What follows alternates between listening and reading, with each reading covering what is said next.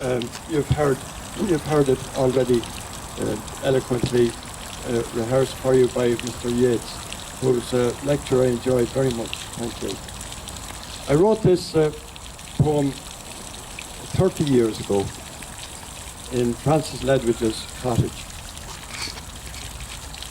Ledwidge, though I stand here as high in my own way as some of the Rolling Stones fans from the past, I didn't have to make this pilgrimage to your house to catch that quiet mead voice or lift the latch into your spirit.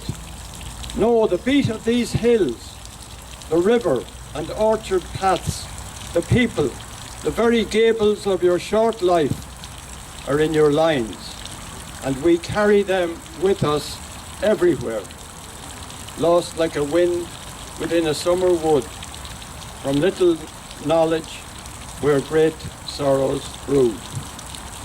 The inherited modesty of being poor, both Irish and outsider at home, climbs around your words like honeysuckle or the distant singing of a blackbird, the metaphors you understood.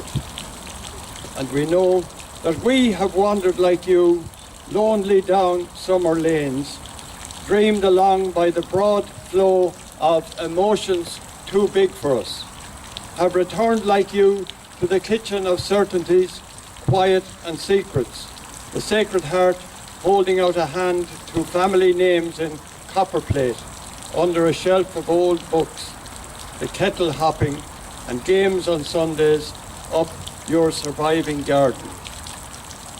So 80 years after your world was blown into muck, we could almost call you Frank, as your brother Joe did to the end, because your life had the common touch.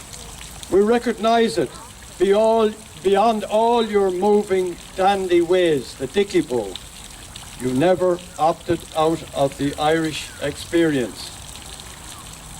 You belong to this end of Slane, as Yeats did to the other, where his mind could peer through the dusty Georgian windows.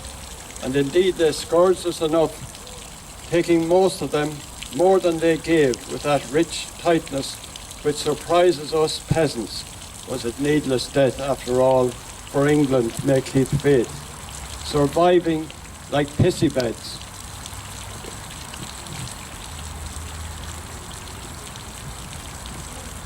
True, you died in Fusilier uniform, but this was no Falklands adventure. The opposite. Poor man, idealist, that deadly combination. You were lured to fight a final war on the barbarian, your private war of love, not hate, and one worthy of your friend Thomas MacDonagh. So coming, if I may, to myself, I prefer your best poems to Yeats's, which over the years have begun to collapse on me like a mansion into phrases. But since life has a way of shaking all academic walls, it is your fragile truth which lasts like a fanlight. And I am reminded of a girl who used to carry the penguin Yevtushenko in her handbag, dog-eared from reading. That's how I have packed some of your poems, verses, lines, for all the journeys. They have turned shiny as a pocket wallet.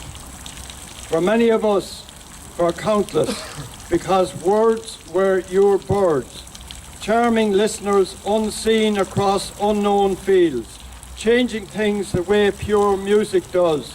Your poetry, as surely as Kavanagh say, will continue to enter softly, permanently into lives, a kind of sacrament like Patrick's fire, unknowably transforming everything.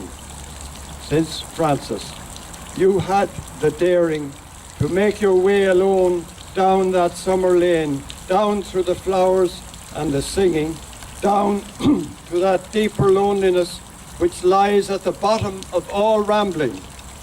You stumbled into the cave where language can echo, re-echo, shadowing the only real, becoming the pure lyric of the only truth we want. That note, the one which can be heard a long way off, which draws people like us who have travelled today looking for your inspiration, trying to say thanks.